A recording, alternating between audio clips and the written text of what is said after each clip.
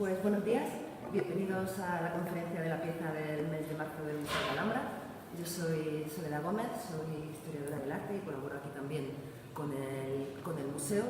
Vengo con la garganta un poco tocada, confío que me aguante la voz toda la intervención. Mi disculpa si me da un poco de tos o algo así, porque a ver si conseguimos llegar hasta el final sin que me falle demasiado. En la charla de hoy vamos a conocer una serie de piezas, una serie de azulejos figurativos que, aunque lo veamos aquí un poco diferente, todos tienen un elemento en común, que es el que tiene una figuración que los hace particulares y que los hace diferentes no solo a la tendencia habitual que vamos a encontrar y que vamos a ver en el arte islámico, sino también a lo que se estaba haciendo en la Granada nazarí hasta este momento. Entonces, estas piezas tienen una serie de elementos en común que le hacen particulares. Y para conocer estas particularidades, antes de entrar directamente a conocer cada uno de estos objetos que vamos a ver hoy, tenemos que conocer qué es en general lo que se está haciendo para poder entender mejor por qué esos azulejos son distintos a todo lo que había hasta ese momento. Y tenemos que partir haciendo una pequeña introducción en la cual conocer la relación del Islam y la figuración, porque existe una idea bastante extendida de que el Islam prohíbe expresamente la representación tanto de figuras humanas y animales. Y evidentemente la figuración no forma parte del repertorio más habitual. Es mucho más común el utilizar temas vegetales y temas geométricos, pero la figuración también está presente. Esto es un ejemplo de un palacio Mella del desierto del principio del Imperio Islámico. Evidentemente, esto no es lo más habitual que vamos a encontrar en figuración, pero como tal, los elementos figurativos los vamos a encontrar en todos los periodos, en todas las épocas y distribuidos por todo el amplio espectro que tiene el arte islámico. Por tanto, la figuración sí está ahí presente. De hecho, en el Corán no se prohíbe expresamente la prohibición de que se puedan representar figuras humanas y animales, aunque sí hay algunas autoras que han dado pie a algunas interpretaciones en contra de este sentido. En concreto, en esta se habla de cuando Mahoma destruyó los ídolos en la Meca, entonces se hablaba de esta destrucción de elementos figurativos. En esta otra se habla de Alá como un creador, como la única ente que tiene potestad de generar y de crear. Y si bien en el Corán no se hace más mención, no se habla más de este tema, sí es cierto que en los hadith, es decir, en aquellos textos que hablan de la obra y de la vida de Mahoma, sí se hace una mención más específica y sobre todo también la interpretación de los mismos que han hecho los teólogos, ¿no? En ellos, por ejemplo, sí se dice que las imágenes referidas en concreto a los ídolos son impuras y por tanto no son compatibles con la oración. También se dice en estos hadith que aquellos que producen imágenes pretenden ponerse al mismo nivel de Dios. Es decir, no se ataca directamente la representación, pero sí se hace un juicio de valor en contra de los artistas, de los artesanos y de aquellas personas que podían crear y que con ello podían intentar pretender colocarse al mismo nivel de Dios y que por tanto serían juzgados en el momento del juicio final. Este tipo de elementos ha dado pie a que en el arte islámico, donde no vamos a encontrar figuración, van a ser en los espacios religiosos. Es cierto que en los espacios religiosos no vamos a ver estos elementos figurativos, pero la figuración sí está presente. Vamos a ver ejemplos de ello, como que están ahí. Pero la figuración va a estar presente en otro ámbito, en el ámbito profano, sobre todo en ámbitos más áulicos y ámbitos más palaciegos. Sí vamos a encontrar una relación entre este arte profano y estos elementos figurativos que vamos a encontrar fuera del ámbito religioso, pero no fuera de estos espacios mucho más áulicos. Simplemente, a modo de ejemplo, para hacernos una idea general, estas son piezas de distintas épocas que forman parte de aquí de la colección del Museo de la Alhambra, en la que se puede ver que efectivamente la figuración está ahí, que tenemos elementos figurativos, tanto humanos como animales. Sí es cierto que esta figuración va a tener unas características particulares, unas características diferentes. En primer lugar, vamos a encontrar que las formas van a estar muy estilizadas, vamos a encontrar formas abstractas, porque precisamente los artesanos en ningún momento querían intentar imitar la realidad, no querían imitar las cosas tal y como eran para no asemejarse a que estaba intentando ponerse al mismo nivel que queríamos. Entonces siempre, aunque esté presente la figuración, va a ser una figuración que va a tener unos rangos mucho más estilizados para que no sea una copia fiel de la realidad. También en esta figuración, aunque vamos a encontrar presencia de figuras humanas, el tema humano no va a ser el más habitual en el arte islámico. Este es bastante residual en comparación con otros elementos. Donde sí nos vamos a encontrar mucho más elementos figurativos va a ser en temas animales. Ahí sí nos vamos a encontrar una mayor representación figurativa y, como digo siempre, siguiendo esta tendencia a la estilización de las formas. También va a ser bastante significativo en el tema de la figuración, sobre todo lo que nos vamos a encontrar son elementos planos y en 2 dimensiones, porque se consideraba que hacer piezas en volumen, piezas en 3 dimensiones, sería similar a esos ídolos preislámicos que estaban en la Meca y que se consideraban impuros. Por tanto, lo más habitual es que nos encontremos esta figuración representada de manera plana o en bajo relieve. A pesar, eso sí, de que esto es lo más habitual, también vamos a tener ejemplos de bulto redondo. Aquí en esta sala, evidentemente, tenemos un ejemplo de 2 ejemplos de ellos muy claramente, pero no más habitual, porque había una tendencia a pensar que aquellas piezas que producían sombra, todas las piezas, por tanto, de bulto redondo, podían ser consideradas impuras. Entonces, no es lo más habitual. Tenemos ejemplos en todo el ámbito islámico también, sobre todo en espacios más áulicos, y aquí, pues, un ejemplo de ello van a ser estos leones del Maristán, pero que además representan también que se hicieron en un momento muy concreto, que además también nos va a interesar para conocer ahora nuestros azulejos, y es en la época del sultán Muhammad V. Porque todas estas características que yo he comentado a nivel general, para hacernos una idea un poco de cuál es la situación con respecto a la figuración en el arte islámico, va a haber un momento en la Granada nazarí en la que empiezan a cambiar, y que va a ser durante el reinado de este sultán.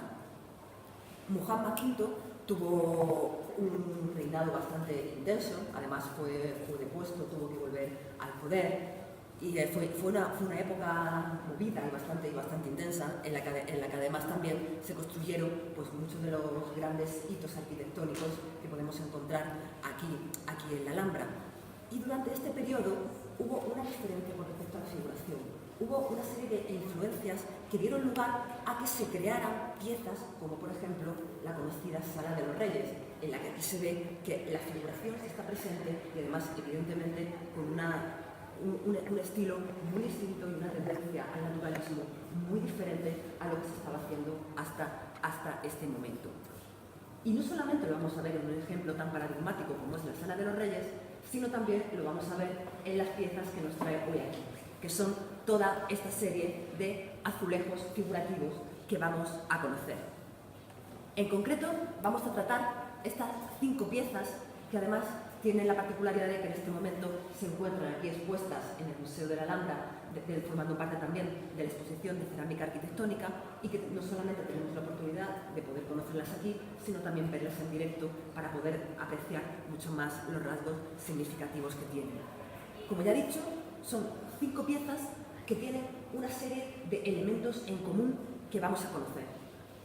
En primer lugar, la cronología. Como ya he dicho, son piezas que se datan a partir del segundo reinado de Muhammad V. Son piezas que nos vamos a encontrar sobre todo eso, a finales del siglo XIV. Tienen todas una cronología más o menos similar en el tiempo. En segundo lugar, estas piezas tienen también otro elemento en común, que es su ubicación. No se encuentran en espacios públicos, no se encuentran en espacios visibles, sino que están ubicadas en sitios de oración y sitios del retiro del sultán y de su familia. Es decir, no lo vamos a encontrar evidentemente en el Palacio de Comares, tampoco lo vamos a encontrar ni siquiera en zonas un poco más abiertas del Palacio de Leones, sino que van a estar en sitios mucho más concretos, mucho más retirados, en espacios de retiro y que no forman parte de la vida más pública de la Alhambra. También tiene un elemento en común todas estas piezas, que es la técnica, que están hechas con la técnica de reflejo metálico, la técnica de loza dorada.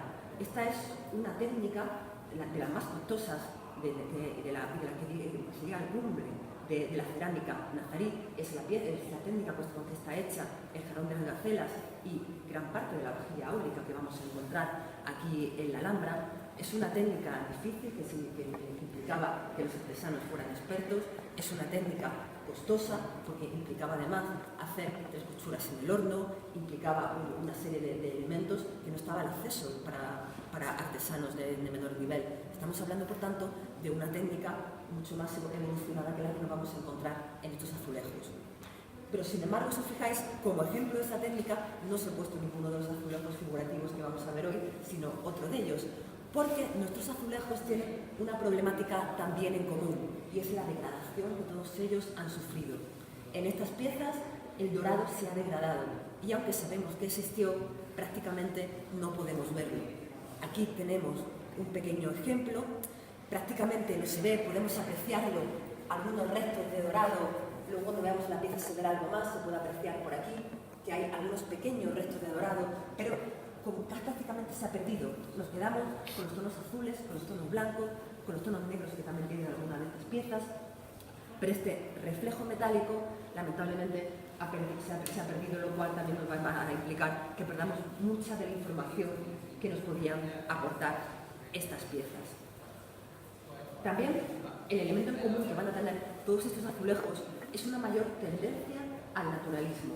Frente a esta estilización que estamos viendo que es habitual en el mundo islámico con respecto a la representación figurativa, lo que nos vamos a ver es que estas piezas son de una tendencia mucho más naturalista, buscan asemejarse mucho más a la realidad y además con un estilo que no va a ser el propio del arte nazarí.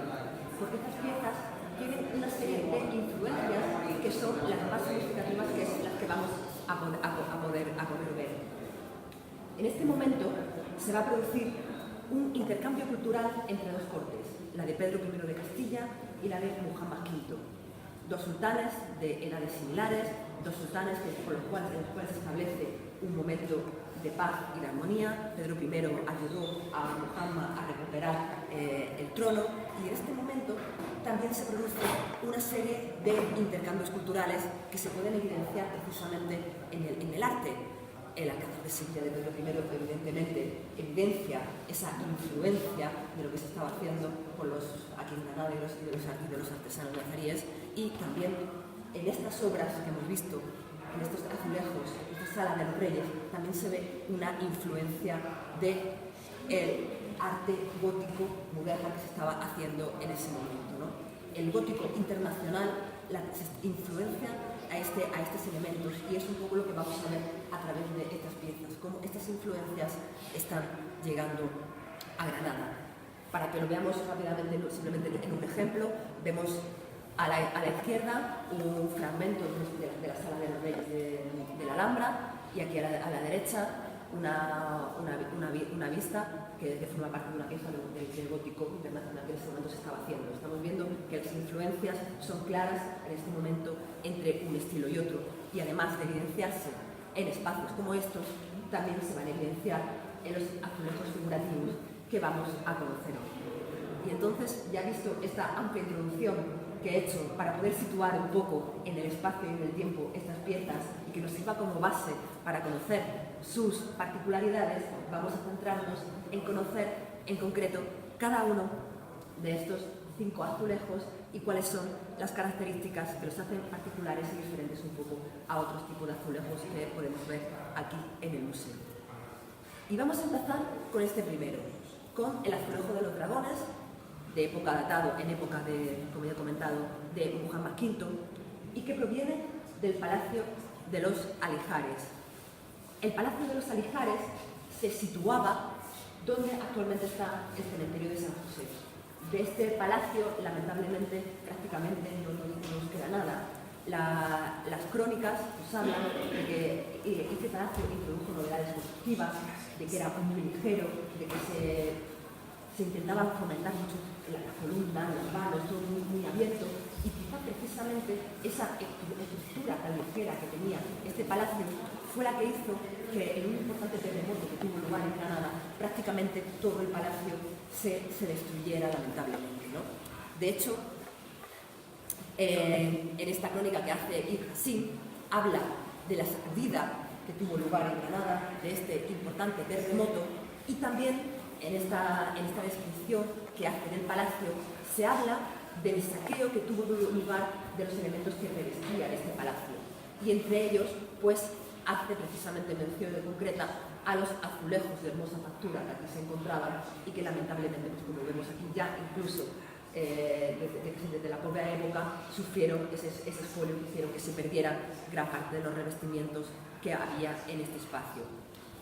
También tenemos otra cita, en este caso de Gómez Moreno, que habla de cuando se estaba ampliando el cementerio y se encontraron algunos restos de este palacio, y ya también habla de estos azulejos y nos dice que se encontraron fragmentos de azulejos polícromos análogos en su fabricación al jarrón de la Alhambra, habla del jarrón de la Carcela, que se refiere también precisamente a esta técnica de loza dorada, y también nos habla de que estos azulejos son parejos a los de dibujo gótico. Está hablando también de que son piezas que estaban ahí, estas piezas con esta influencia, y lo relaciona con los que se encuentran en la torre del reinado de la reina, que también los vamos a conocer.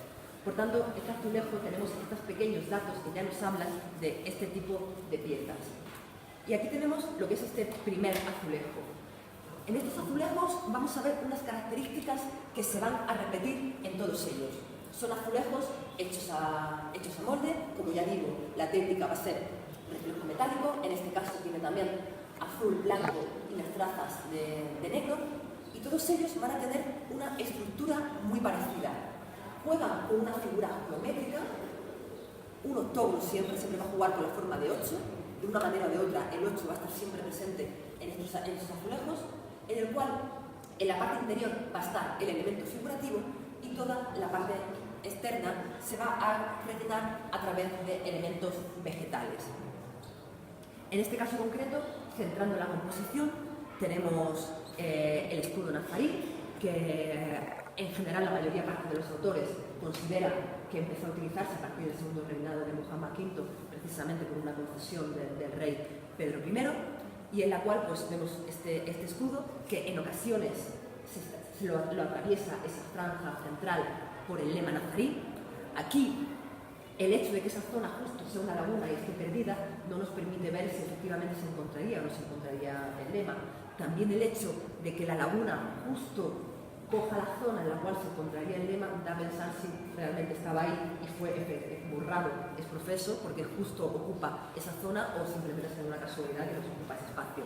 Pero lo cierto es que ahí se podría encontrar este lema dentro de este escudo.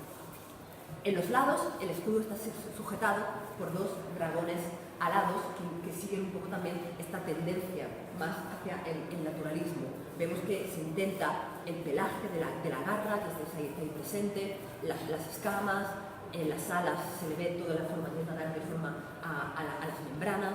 Se juega un poco también con esta idea mucho más naturalista. Son piezas, son estilos que se difieren de lo que vamos a encontrar en el arte nazarí y que se asemeja más a lo que vamos a encontrar que se estaba haciendo en el ámbito gótico. De hecho, Bermúdez Pareja relaciona esta pieza en concreto con lo que se estaba haciendo con los dragones alados que nos vamos a encontrar en la corte de Pedro IV de Aragón, que también lo utilizaba como la divisa de su escudo, el elemento del dragón, y que son como formas más reptilianas, más parecidos a serpientes aladas, y que se asemejan mucho a la forma de nuestro dragón que podemos ver. Esto es un ejemplo también para que veamos un poco más lo que es la figura. Esto es una acuarela que se hizo en época de Torres Balbás, en la cual pues, se reflejó este fragmento que luego se ha reconstruido, se ha recompuesto en una restauración para ver la forma concreta, pero aquí pues, se puede ver un poco cómo se encontraba cuando fue en época de Torres Balbás, pues fue dibujado en esta acuarela y que también pues, nos muestra un poco cómo era ese dibujo. Significativo también de esta pieza que podemos ver es el tono que tiene la cerámica. el tono que tiene la arcilla con la que se hizo, que es un tono muy rojizo, que nos está hablando que probablemente sea una producción local de aquí de la Alhambra utilizada con arcillas de aquí, porque son arcillas muy rojas.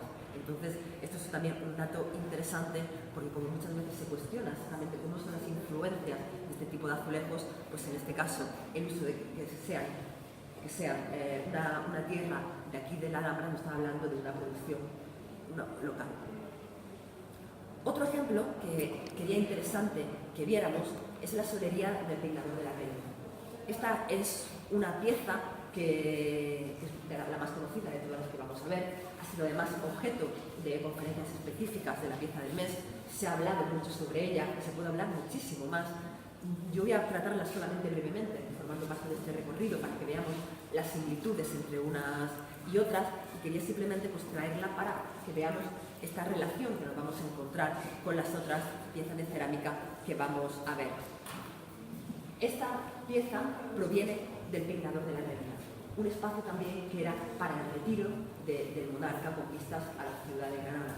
Vemos que esta idea de espacio de retiro es la que nos vamos a encontrar en la mayor parte de estas piezas y de estos azulejos. El peinador de la reina, hay dudas acerca exactamente de cuál es su cronología. Hay algunos autores que, Torres Barba situaba, por ejemplo, lo situaba en época de Jesús I y luego con decoración de Muhammad V, Pavón Maldonado lo sitúa en época de Muhammad V, Fernández Puertas lo adelanta en el tiempo. Nosotros en concreto no vamos a entrar en esta discusión acerca de cuál puede ser su cronología exacta, pero sí nos vamos a centrar en el elemento que a nosotros nos interesa, que son estos azulejos. Estos azulejos se encontraron cuando Torres Barba decidió hacer unos cambios para quitar elementos cristianos de un espacio que está muy transformado, y al levantar parte del suelo que había para quitar una estufa, se encontró que debajo se encontraban estos trozos de estos azulejos. Dejó un testigo en una de las esquinas de la sala, y el resto, por su particularidad, decidió retirarlo para que pudiera formar parte de la colección del museo y, por tanto, preservar un poco más su estado de conservación. Esta pieza vamos a ver que están hechas igualmente en molde. Tenemos otra vez de nuevo aquí la técnica de reflejo dorado, aunque prácticamente no se vea. Cuando veamos la pieza en directo sí podemos apreciarla un poco más, y volvemos a tener la misma idea que hemos encontrado en el otro azulejo. En este caso está formado por dos mitades triangulares, pero cuando se juntan vemos que la forma que componen es la que digo, un octógono del que igualmente tenemos dentro la figuración, y por la parte de fuera nos vamos a encontrar pues, estas representaciones vegetales. Dentro de la figuración que podemos encontrar, pues vamos a encontrar figuras, como vemos aquí, de estos cérvidos. También vamos a encontrar representación humana, siguiendo el estilo gótico. Sí, efectivamente, la vestimenta que tienen los dos personajes sigue lo que se estaba haciendo en época cristiana. Y además no solo lo que es la vestimenta, sino el estilo que tienen también lo que es las figuras, estas figuras tan lánguidas, tan estilizadas, se asemejan con lo que se estaba haciendo en ese momento en el gótico. Son también piezas que tienen una clara influencia del arte internacional y que no es lo habitual que vamos a ver en el arte nazarí. También en esta pieza podemos encontrar que se utiliza el escudo, y también, precisamente también a través de ese desgaste, de esa laguna que vemos ahí, podemos ver el color de la arcilla, ese color tan rojo que también nos está hablando de esta producción local. Vemos aquí también un ejemplo de cómo eran estas formas vegetales, que tampoco son similares a las formas vegetales que nos vamos a encontrar en el arte nazarí. Estas plantas palmeadas, que tienen una tendencia más naturalista, de nuevo pues están hablando de una influencia del elemento gótico internacional. Para que veamos en comparación estas dos piezas que estamos viendo hasta ahora, pues como vemos, esta figura rota un poco con respecto a la otra, pero estamos hablando del mismo elemento. Estamos hablando de estos octógonos que enmarcan tanto una pieza como otra. Y también estos octógonos nos vamos a encontrar en la yesería. Esto es un ejemplo que se encuentra en una yesería de la Sala de la Barca, en la que, como vemos, también de época de Muhammad V, en la que, como vemos, también juega con esta misma idea de este elemento geométrico en el cual se escribe dentro la decoración. Por tanto, pues podemos asimilar este tipo de piezas quizá a la época de este monarca por estas similitudes que vamos a encontrar. No se puede decir de la torre evidentemente no podemos saberlo en sí porque puede haber tenido luego otras formaciones en épocas posteriores, pero sí es cierto que lo que es el azulejo en sí se asemeja a lo que se estaba haciendo en la época decorativa de Muhammad V. Es decir, el azulejo sí es verdad que la similitud que tiene es lo que se estaba haciendo en ese momento. Con respecto a la torre en general, es una discusión muy amplia en la que no me encuentro capacitada para poder entrar, pero yo solamente para decir, con lo que respecta a la decoración del azulejo, creo que las similitudes son bastante claras con estas dos piezas de la época del mismo monarca. Es octógonos de arte nazarí, es que es una sincretismo precisamente, y además lo vamos a ver precisamente mucho más con el resto más claro con otras piezas, en las cuales van a coger precisamente toda la decoración geométrica nazarí y la van a implicar, la van a asociar a esta ornamentación también figurativa gótica. Aquí se ve cómo las influencias nos vamos a encontrar en los dos elementos. También para que comparemos el azulejo del dragón y estos azulejos de todo el picador de la reina en lo que es la referencia a la ornamentación vegetal que tiene, pues también vemos que prácticamente estamos hablando de una vegetación idéntica tanto en una pieza como en la otra. Otro ejemplo, del que vamos a ver además, como comentaba, esta geometría también más clara, es este azulejo con jinete que lamentablemente esta pieza está descontextualizada porque se encontró en la plaza de los Aljibes, entre varios restos de más piezas que se encontraban ahí sueltas. Por tanto, no tenemos claro exactamente a qué espacio podía pertenecer y eso nos hace que se le reste información acerca de dónde podía provenir originalmente esta pieza. Pero aquí lo que vamos a ver en este azulejo, que tiene una particularidad con respecto a lo que hemos estado viendo hasta ahora, que es que está hecho en resalte, vemos que tiene ese volumen en la figura, y volvemos a jugar otra vez con la idea del 8, con la idea del octógono, pero en este caso también se mete el motivo de la lacería, porque ese octógono está pensado para que se vaya enlazando a través de distintos sectores de lacería con otros similares. De forma que aquí jugamos pues, con estas dos ideas, con la geometría propia del arte nazarí, con estos temas de lacería que nos vamos a encontrar abundantemente por toda la Alhambra, pero con una figuración interior que de nuevo nos recuerda a las del arte gótico. En este caso es un caballero montando a caballo, vemos allí el casco que lleva puesto, la pieza lamentablemente pues, también se encuentra bastante deteriorada, ha perdido todo el dorado, que probablemente nos aportaría bastante información y que complementaría no solamente lo que es la figura y los ropajes de este jinete y del caballo, sino también todo el espacio exterior, que probablemente, viendo otras piezas, sería también con vegetación. Vemos aquí, un poquitín más en detalle, la forma del caballo, en el que se intenta la crin remarcar, la forma del hocico, una forma, como ya digo, estilizada, que también nos recuerda a lo que se estaba haciendo en el arte gótico del momento, y que, bueno, por el estado de la pieza no podemos apreciar mucho más, pero aquí en la colección del museo, aunque no se encuentra expuesta, sí están estos otros azulejos que representan también jinetes con su montura, y por ejemplo en este caso, si vemos cómo se conserva el dorado, y aquí se puede ver pues toda la vegetación que probablemente la otra pieza también llevaría y que se ha perdido. Y vemos también, interesante, porque al formar parte de una composición podemos ver cómo este motivo de octógono forma la lacería y se unen unas con otras formando aquí los nudos, ¿no? Entonces es esta idea de cómo esta influencia se une a lo que se estaba haciendo aquí en Granada, ¿no? Y cómo se juntan el elemento tradicional nazarí de la geometría y de la lacería con toda esta influencia que nos vamos a encontrar en la representación figurativa. Para que lo veamos un poquitín más en detalle, como ya digo, pues esta pieza podría tener una decoración similar a esta otra. Tendría ese dorado que lamentablemente en la que estamos viendo pues se encuentra prácticamente perdido, ¿no? El jinete no parece musulmán, ¿no? ¿El qué? El jinete. No. No, la estética que va a tener todas las figuras que vamos aquí, ninguna tiene señal estética musulmana. Precisamente esa es la particularidad y que vamos a ver ahora en otros piezas mucho más en detalle. Los ropajes, todos los elementos que van a tener son típicos de espacios cortesanos cristianos.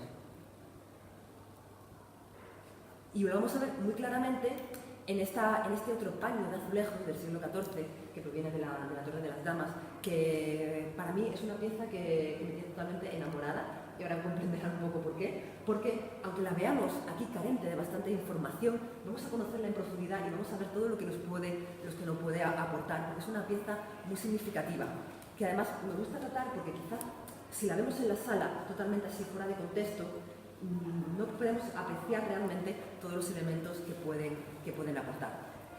Esta pieza proviene de la Torre de las Damas, en la zona del Partal, también un espacio más de retiro, un espacio también más de contemplación. Este elemento, ya digo, es el que vamos a encontrar también asociado a estas piezas, de las cuales podemos ubicarlas en espacios concretos, y volvemos a jugar con los elementos que estamos viendo hasta ahora. Primero, la técnica. De nuevo, el reflejo dorado. De nuevo, la degradación que hace que no veamos absolutamente nada de este reflejo que nos vamos a encontrar. En segundo lugar, vamos a ver este elemento de lacería con el cual se van uniendo los diferentes azulejos entre sí, que están pensados para que entre todos formen una composición. Y, en tercer lugar, los motivos figurativos de influencia gótica que vamos a ver en el centro de cada uno de estos motivos geométricos. En esta pieza, la pérdida del dorado es mucho más plena que quizá en alguna de las otras, porque prácticamente toda la información se aportaba a través de este color. Entonces, pues podemos ver aquí distintos personajes que se van a encontrar, pero que están inconclusos, no podemos verlo como sería en completo, porque lo que es la cara, lo que es los brazos, lo que es todos los elementos que se encontrarían alrededor y que aportarían información a la pieza, estaban hechos en dorado y por tanto se han perdido. Pero bueno, vemos aquí como las vestimentas pues, siguen precisamente también estos sayos, estos elementos del estilo cristiano. Esto nuestro otro ejemplo es un personaje de cacería con un perro, otro ejemplo de un copero, y como ven prácticamente no se ve nada. Pero tenemos una suerte, y es que en Córdoba, en la capilla mudéjar de Santiago, que se encontraba en la antigua iglesia de San Bartolomé en Córdoba, actualmente en el Museo Arqueológico de Córdoba, hay 35 azulejos que son iguales a los que nos encontrábamos aquí. Y estos azulejos sí conservan el dorado que nos aportan información. Estos azulejos, esta capilla tuvo como donante a Diego Fernández de Córdoba. Este personaje fue el alfaqueque del rey Juan II de Castilla ante Yusuf III. El alfaqueque era la persona que se encargaba de tratar el tema de los cautivos y que se sabe que estuvo en la granada de este monarca. ¿Cómo llegaron estos azulejos hasta esta capilla de Córdoba? Exactamente no podemos precisar cómo llegaron hasta allí. Lo que sabemos es que tenemos un personaje que fue el donante de esta capilla, el promotor de la misma, por un lado, y ese mismo personaje sabemos que tuvo relación con el reino nazarí de Granada. ¿Cómo fue una compra? ¿Lo consiguió de otra manera? ¿Se lo llevó de un sitio a otro? ¿Lo escogió de algún lado? No tenemos muy claro. Lo que sí parece evidente es que no sería en ningún momento un regalo, porque como pueden ver, hay algunos que prácticamente serían desechos, porque están mal. Este tipo de piezas serían desechos del alfar, no estarían pensados para colocarse en ningún sitio. Tampoco serían un regalo, porque son defectuosos, evidentemente. Entonces, probablemente no se trataría de un regalo, pero sí lo que tenemos claro es que este personaje algo tuvo que ver para que estos azulejos, que son idénticos a los que nos vamos a encontrar aquí en la Alhambra, llegaran hasta Córdoba. La comparación con estos azulejos lo que nos va a permitir es poder complementar las piezas que nosotros tenemos aquí y a la cual nos falta la información. En este caso, pues vemos a la izquierda que se encuentra el azulejo cordobés, en el cual se ve un ministril tocando la flauta acompañado por un lazarillo, idéntico a nuestra pieza. Lo que pasa que, como ya decía, el dorado es el que nos aporta prácticamente toda la información de este objeto y que, por la comparación, podemos ver un poco cómo era. Ven que debajo a la derecha del mini strip se encuentra un árbol en dorado. Hay otra que también es muy similar. En este caso no se encuentra el árbol, no se ve demasiado bien con la luz, pero es una danzante. En este caso sí vestida a la usanza islámica, en este caso sí está vestida a la usanza islámica, no como los restos de personajes que visten con el estilo gótico de finales del siglo XIV, lo que hasta ese momento era habitual, esa moda de las mangas tan largas que nos vamos a encontrar en este momento. Otro ejemplo de otra de las piezas, en este caso es un copero que tiene una bebida en la mano. Aquí también vemos otra pieza relacionada con el vino. Esto es un catador de vino. Vemos ahí en el ejemplo de Córdoba que se ve el dorado, las distintas redomas en las cuales se encontraba el vino y lo estaba catando. En teoría, en el ámbito islámico el vino se encontraba prohibido, pero en la Granada nazarí se sabe que su consumo estaba presente. Entonces, bueno, pues vemos aquí otro ejemplo de estas piezas. A través del dorado, pues vemos ese detalle, pues vemos la cara de los personajes con el cual se definen, vemos que los trajes se definen con los brocados. Alrededor de ese trazado de lacería con estrella de 8 vemos que también tenía representaciones vegetales. Estamos viendo que ese dorado es el que nos está aportando pues, toda la información de la pieza y que nos habla pues, evidentemente de un estilo que se aleja de lo que vamos a encontrar en el ámbito habitual, de forma habitual en la representación figurativa nazarí, y que nos hablan de esas influencias entre la Granada cristiana, la Granada islámica y el ámbito cristiano. Y sobre todo pues, en piezas como esta es bastante significativo pues, porque están hablando, nos están mostrando estas escenas cortesanas que evidentemente si todos vemos de forma descontextualizada asociaríamos evidentemente a un ámbito gótico. Nadie quizá viendo esta pieza de forma descontextualizada pensaría que se trata de piezas hechas en época nazarí, en la Granada nazarí. Por tanto, por eso es un elemento significativo de tratar este tipo de objetos y conocerlos para ver estas particularidades que tienen y que lo hacen diferente. Y por último, la última pieza que quería que conociéramos, en este caso avanzamos un poquitín más en el tiempo, llegamos hasta la época del monarca Yusuf III, y van a ser estos azulejos de aves zancudas, que ya han salido también de la época de Muhammad V, ya no son idénticos a las formas que hemos visto geométricas y figurativas de la etapa anterior de Muhammad V, pero que también siguen con esta idea de un mayor naturalismo en la representación figurativa.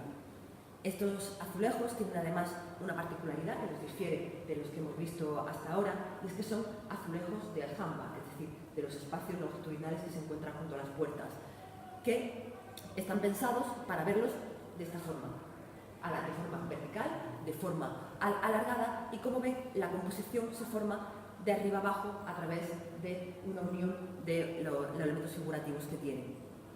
En este caso, el elemento principal que llama la atención van a ser estas aves que, como ven aquí, se encuentran introduciendo la cabeza hacia abajo, y en la parte central sale un elemento vegetal que también también difiere un poco de lo que se estaba haciendo habitualmente en el ámbito nazarí hasta ese momento.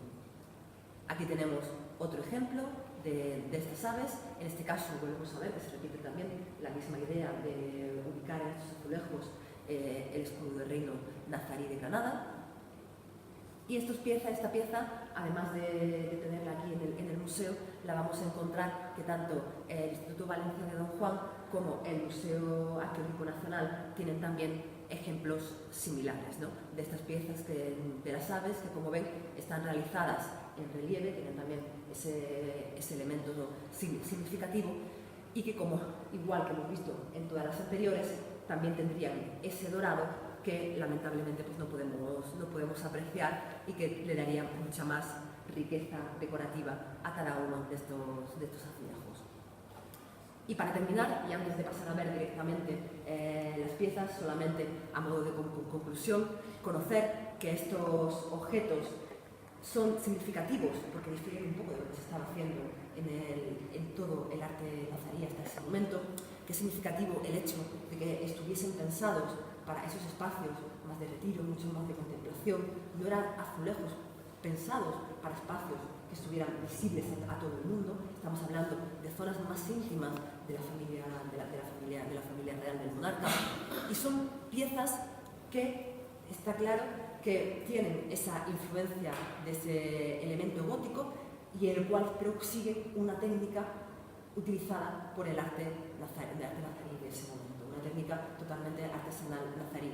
Saber exactamente cómo han sido esas influencias, hay dudas de si artesanos, ha habido un intercambio de artesanos, los artesanos nazaríes utilizaron esta influencia, hay dudas exactamente acerca de este elemento. Lo que sí podemos asegurar es que es una técnica totalmente nazarí, una producción que con toda probabilidad se hizo aquí en Granada, pero con una influencia que forma parte de este ámbito del gótico internacional y que tiene que ver con esos intercambios culturales que se estaban produciendo en una época cultural y artística tan fructífera como fue el periodo entre Muhammad V y Pedro I. Entonces, si quieren ahora, vamos a pasar a ver rápidamente, hacer un recorrido por el museo para conocer estas piezas en concreto, porque nos van también a dar información, al verlas en directo, de elementos que a través de las imágenes pues no tenemos capacidad de poder apreciar tan bien como en las piezas. Entonces, si me acompañan.